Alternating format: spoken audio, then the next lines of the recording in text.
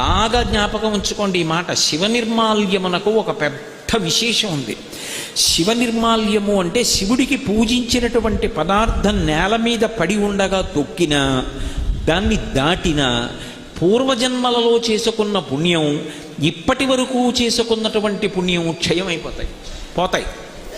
అందుకే ఎవరు నందీశ్వరుడి మీద అలా పెట్టేస్తారో వాళ్ళ వల్ల పోతూ ఉంటుంది ఇతరులకు పుణ్యం. ఎందుకని వాడు నంది మీద పెట్టి వెళ్ళిపోతాడు.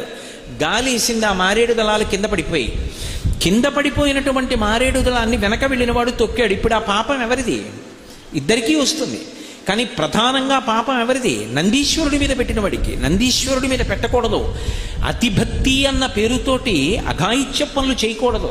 కొంతమంది తీసుకెళ్ళి శివాలయంలో ఓ అరటిపండు ఇచ్చారనుకోండి, ఓ ముక్క తీసి నందీశ్వరుడి యొక్క ఆ మూతికి రాసేసి వెళ్ళిపోతారు.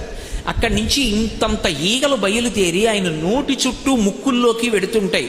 ఆయన నిరంతరము శివదర్శనం చేస్తుంటాడు. ఆయనకి అది ధ్యానభంగం కల్పిస్తుందా, కల్పించదా? ఒక ఆలయంలోకి వెళ్ళాము అంటే ఆలయం యొక్క మర్యాదని పాటించాలి.